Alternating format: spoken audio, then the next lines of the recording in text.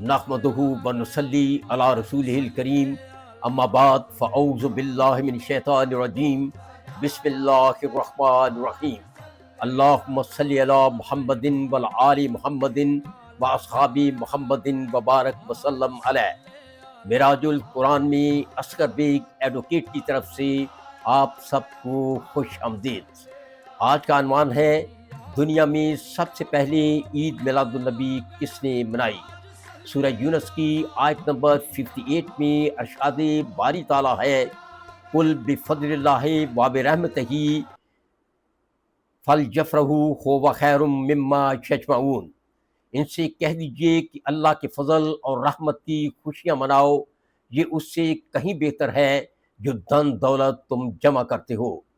سورہ یونس کی آیت نمبر 58 میں اللہ کی فضل اور رحمت کی خوشیاں منانے کا حکم دیا گیا ہے۔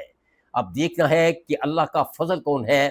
سورۃ الاحزاب کی آیت نمبر 47، وَبَشِّرِ الْمُؤْمِنِينَ بِأَنَّ لَهُم مِّنَ اللَّهِ فَضْلًا كَبِيرًا، اور مومنوں کے لیے یہ خوشخبری ہے کہ آپ ان کے لیے اللہ کا بہت بڑا فضل ہے۔ سورۃ احزاب کی آیت نمبر 47 کے مطابق حضرت محمد صلی اللہ علیہ وآلہ وسلم اللہ کا بہت بڑا فضل ہے۔ سورۃ الانبیاء کی آیت نمبر 107 کے مطابق وما ارسلناک الا رحمۃ للعالمین، اور یقیناً ہم نے آپ کو تمام جہانوں کے لیے رحمت بنا کر بھیجا ہے۔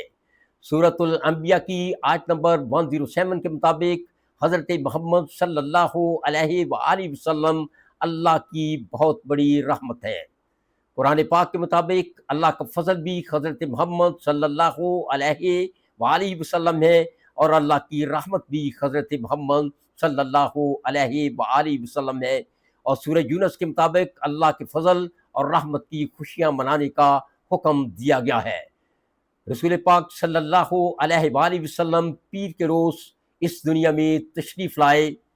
جب رسول پاک اس دنیا میں تشریف لائے تو آپ کے چچا حضرت ابو طالب نے اپنے نوکروں، اپنے ملازموں کو بلا کر کہا کہ جاؤ سارے مکہ میں اعلان کر دو کہ آج ابو طالب کے گھر بھتیجا پیدا ہوا ہے، اور گھر والوں نے اس کا نام محمد رکھا ہے۔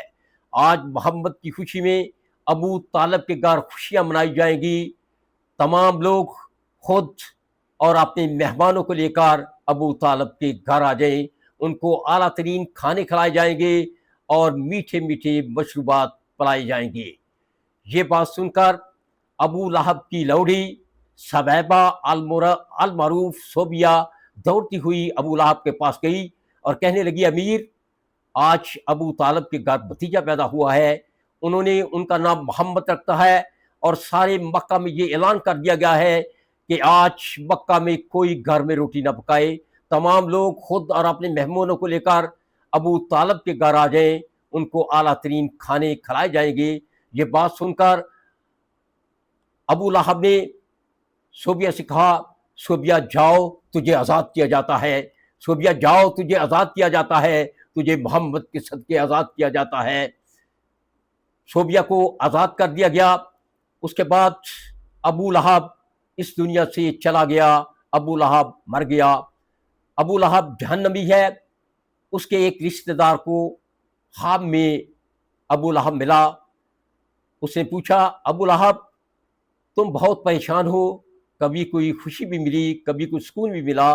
تو ابو لہب نے کہا کہ پیر کے روز جب محمد اس دنیا میں تشریف لائے اور میں نے اپنی لوڑی صوبیہ کو آزاد کیا، تو اس لمحے میری شہادت کی انگلی اور انگوٹھے کے درمیان سے ایک میٹھا لباب نکلتا ہے، ایک میٹھا پانی نکلتا ہے، جسے میں جو ہی چوستا ہوں تو مجھے سکون نصیب ہوتا ہے۔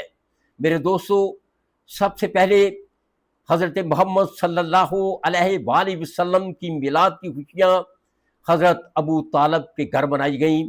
اللہ کے فضل اور اللہ کی رحمت کی خوشیاں حضرت ابو طالب کے گھر منائی گئیں، اور سب سے پہلے اس دنیا میں عید میلاد النبی حضرت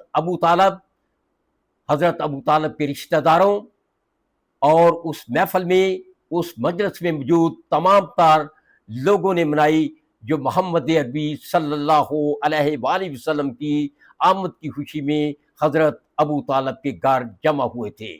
سب سے پہلی عید میلاد النبی ابو طالب کے گھر منائی گئی، وما علینا الا البلاغ۔